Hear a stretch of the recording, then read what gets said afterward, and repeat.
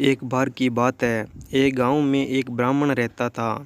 वह सुबह उठता, नहाता, पूजा करता, खाना खाता और फिर सो जाता था। उसके पास किसी भी चीज़ की कोई कमी नहीं थी। एक बड़ा सा खेत था और खाना पकाकर देने वाली एक सुंदर सी पत्नी थी और साथ ही 2 बच्चों के साथ अच्छा परिवार भी था।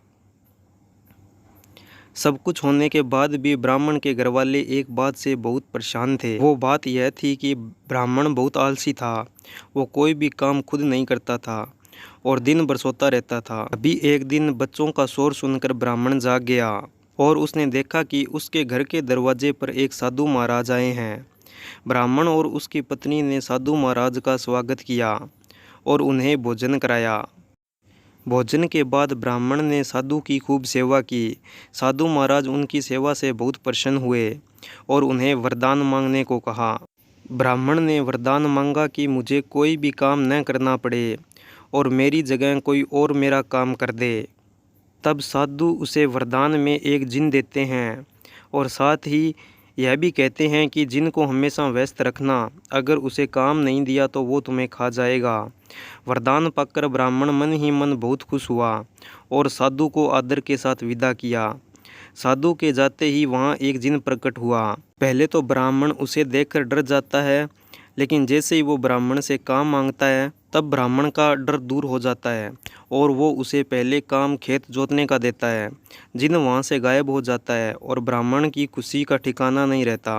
कुछ देर में जिन फिर आता है और बोलता है कि खेत जोत दिया है, दूसरा काम दीजिए। ब्राह्मण सोचता है कि कितना बड़ा खेत उसने इतनी जल्दी कैसे जोत दिया। ब्राह्मण इतना सोच ही रहा था कि जिन बोलता है कि जल्दी मुझे काम बताओ, नहीं तो मैं आपको खा जाऊंगा। ब्राह्मण डर जाता है और बोलता है कि जाकर खेतों में सिंचाई करो।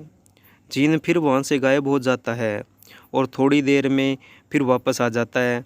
जिन आकर बोलता है कि खेत की सिंचाई हो गई है, अब अगला काम बताइए।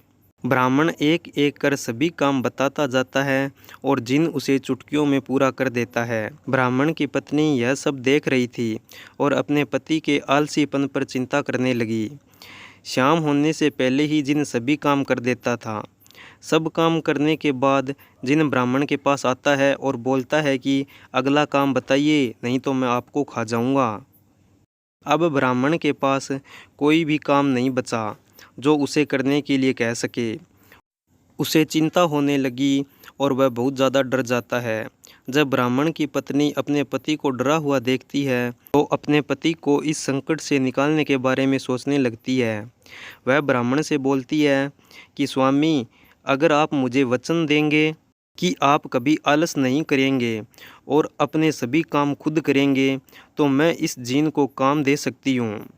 इस पर ब्राह्मण सोचता है कि पता नहीं यह क्या काम देगी, पर अपनी जान बचाने के लिए ब्राह्मण अपनी पत्नी को वचन दे देता है। इसके बाद ब्राह्मण की पत्नी जिन से बोलती है कि हमारे यहाँ एक कुत्ता है, तुम जाकर उसकी पूंछ पूरी सीधी कर दो, लेकिन याद रखना उसकी पूंछ एकदम सीधी होनी चाहिए। जिन बोलता है कि अभी यह काम कर देता हूँ। यह बोलकर वह वहाँ से चला जाता है। लाख कोशिशों के बाद भी वह कुत्ते की पूंछ सीधी नहीं कर पाता है और हार मान लेता है। हार कर जिन ब्राह्मण के यहाँ से चला जाता है। उस दिन के बाद से ब्राह्मण अपने आलस को छोड़कर सभी काम करने लगता है और उसका परिवार खुशी खुशी रहने लगता है। तो दोस्तों, आपको यह कहानी कैसी लगी हमें कमेंट करके ज़रूर बताएं। अगर दोस्तों आपको यह कहानी अच्छी लगी तो हमारी वीडियो को लाइक कीजिए और हमारे चैनल को सब्सक्राइब करना मत भूलिए।